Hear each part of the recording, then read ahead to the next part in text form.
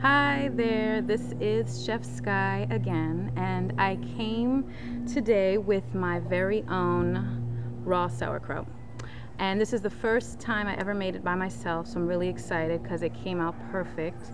And I didn't do a how-to video, but I'm going to tell you how I made it, and then I'm going to answer a few questions that I've gotten by email that I wanted to share with my viewers, just to give some insight, because I have responded to those people individually, but I think they are important questions that I wanted to share. So first of all, I made this sauerkraut here. It has like a pink color to it, and that's because I mixed it with purple and white cabbage. And so basically all I did was cut the cabbage into big chunks, throw it in the food processor, and make it go till it was fine, super fine. And then I put it in this glass bowl. I covered it. I kind of took the fork and patted it down, and I covered it with the large leaves that you pull off when you first cut it, and you pull off those big large leaves, wash those off, and just put it right on top, and then just patted that down. Let's kind of make it tight. Then I covered the whole thing with like a cheesecloth and let it sit on my counter for 3 days. And so it fermented, and now you see we have some delicious sauerkraut. I'm going to put that down. So basically, the whole sauerkraut thing, I was not into cultured or fermented foods for a very long time. It's always come up eating raw. I mean, you're always going to hear sauerkrauts and Rejuvelac, etc. And I was always running away from it because I never liked the taste. And I finally, recently, in the last few months, finally decided that I was going to accept this because they are power health foods. And you know, sometimes you actually, when you look at Bizarre Foods with Andrew Zimmern, you can realize that you can eat anything. Look at things that would seem gross and nasty to one group of people on one side of the world can taste delicious to other people in the world. So the tongue can be trained to like whatever it wants. Now for me, I'm not going to eat spiders and all that kind of stuff, but fermented foods is a health food. And the reason why it's so beneficial to you is it's full of probiotics, the good bacteria, it's full of enzymes, it's live cultures, and it's good for helping with digestion. I mean, all of these things when you're eating, and I think I'm addressing mostly people who are transitioning into raw or just inundating their body with raw for the raw food challenge or whatever. But it's important to eat cultured foods more so, especially when you're eating a lot of cooked foods, because you need those enzymes to help with digestion. A lot of people say, well, I'm eating a balanced meal because I'm getting all the recommended daily yada yada. However, you're really not getting the recommended daily, even if you claim you're eating it, because it's not absorbing into the system. It's not assimilating, it's not balanced, it's not proper food combining. There's a lot of things that needs to happen in order for the foods that you're eating to actually nutrify the body. And that's why eating cultured foods is so important, because it actually aids in the absorption of the foods you eat. So it's really good to eat it with other foods. And the very interesting thing that you see the history of where sauerkraut comes from, it's always eaten with bratwurst, sausage, etc. It's always eaten with meat.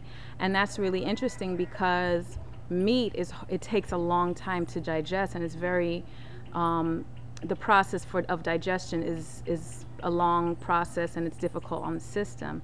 So eating sauerkraut with it, on a hot dog for example, kind of makes sense. I know for one thing, when I was transitioning, actually this goes into the questions, so I'll just jump in because I saved the questions that people sent me. Okay, so one of the questions that I got was, how do I transition to vegetarian? And it's definitely a longer conversation. But I can definitely say that I decided to be a vegetarian about 20 something years ago.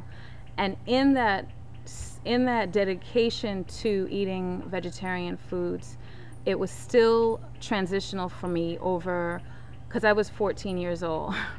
And it was still transitional for me to try foods, learn about nutrition, and I think that probably took a good 10 years for me to really completely understand what I was eating. And I remember hanging out with other vegetarian friends.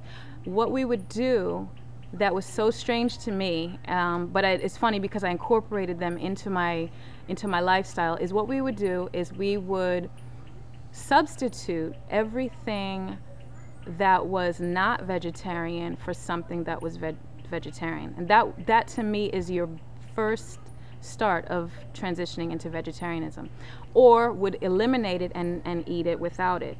So for example, if we made spaghetti and sauce, we would do like the vegetarian crumbles for meat, sauce, etc. And then I remember when I was in New York, one of my friends went to the hot dog stand, and I was just looking because normally all I would get is a pretzel, and she got a hot dog with sauerkraut and mustard without the dog. And so basically she ate a sauerkraut sandwich. And I was like, that's over the top. But I tried one, and that's what we started doing. So that would be, to me, how you transition. You just start substituting, and then as your palate changes, because of course, from a standard American meat, cheesy, salty, sweet diet to vegetarian, vegan, raw is a process. I mean, some people have done it overnight and been successful because they applied the knowledge and went for it. Some people have a lot of emotional connections to food, like myself, that it takes a while. So I say I'm still transitioning. I mean, I am still addicted to the yummy standard American food. I don't eat them. Would I like them? Yes, but I really want to eat for health, so, and pleasure sometimes. Let's see, and we could talk about that more, but I did answer the lady's question when I sent it to her, and I got really, some information. A lot of it is education too. A lot of it is just reading books about becoming vegetarian, becoming vegan, becoming raw, and stuff like that. Now, someone asked me also, how do I start the raw food diet? Now,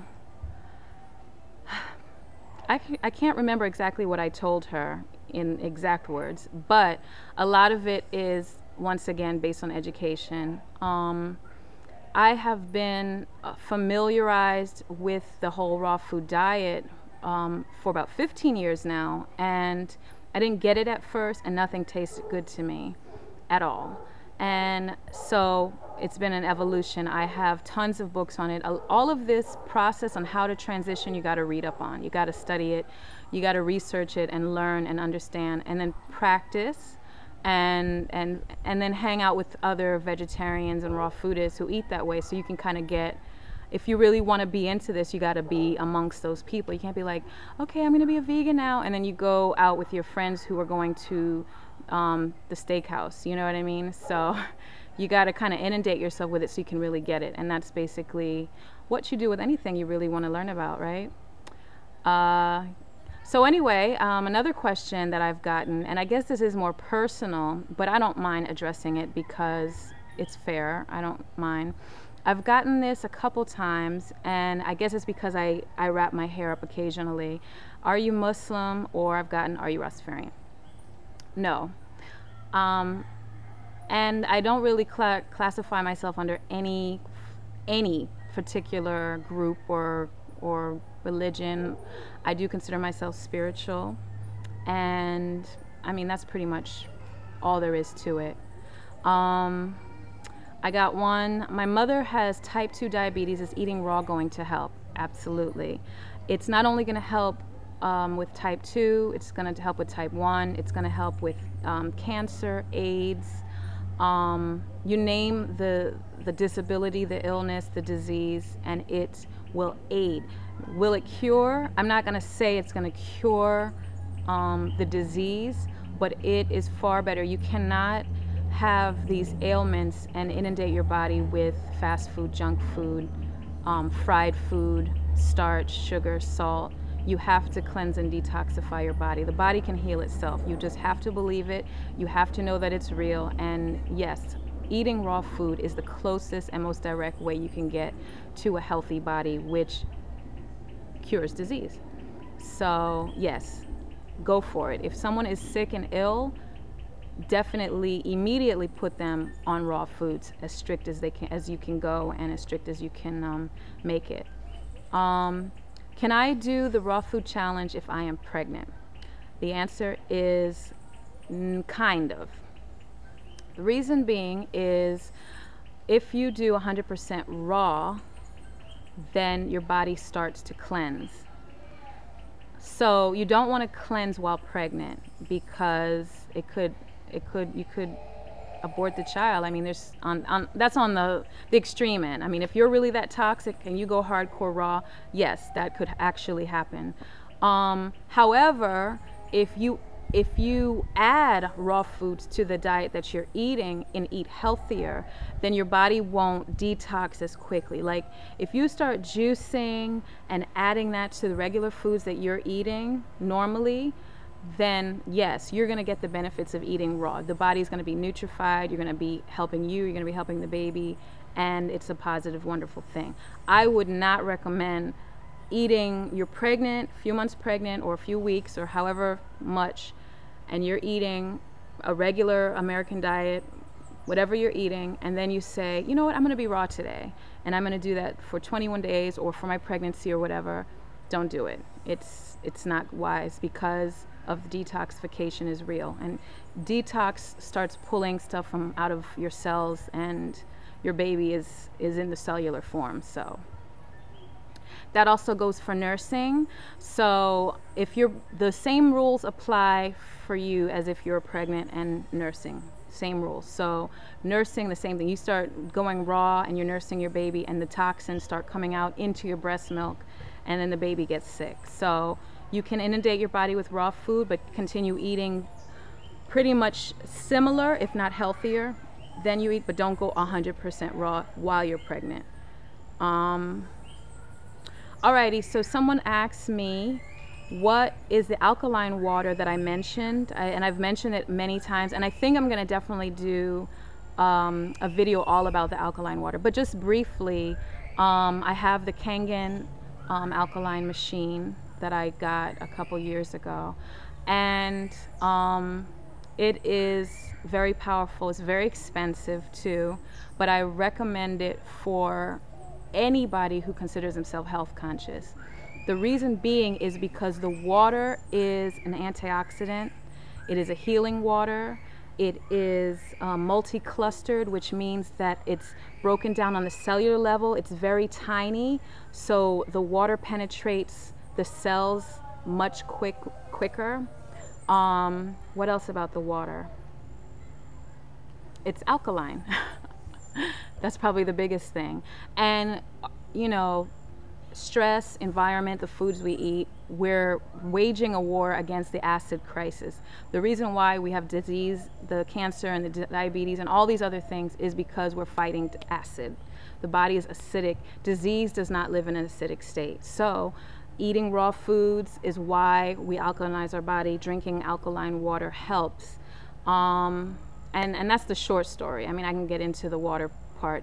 Plus, we need to inundate our body with water. We need to drink more water, which I feel like I need some more water too. And that's basically it. I don't make this too long. I guess the one announcement I do want to make, I don't know if you know already, but now you do. I and myself and Dr. Baruch from DC, we're hosting a wellness retreat, rejuvenation retreat, April 21st through the 25th here in beautiful Luquillo, Puerto Rico. And if you want more information, please check me out on Facebook, or you can even message me on YouTube. It is going to be, what is it, 5 days, 4 nights of workshops, hiking, beach, We have Sister Idea, who's going to be giving us some yoga and body movement on the beach. We also have another lady, oops, I forgot her name, who's going to be doing body wraps with seaweed. We also have another lady who's participating, who's going to be doing a massage therapy. And I'm going to be cooking, and the food that I'm going to create for this particular is food that you would need to eat, like how to eat to live food. So it's not going to be 100% raw, but it's going to be vegan, cooked and raw, and I'm going to put in the Puerto Rican flavor. So I hope you all of you, come and check out the retreat. It's very affordable, and if you have any questions, just contact me. That's all. Peace, love, and beans, bean sprouts. Later.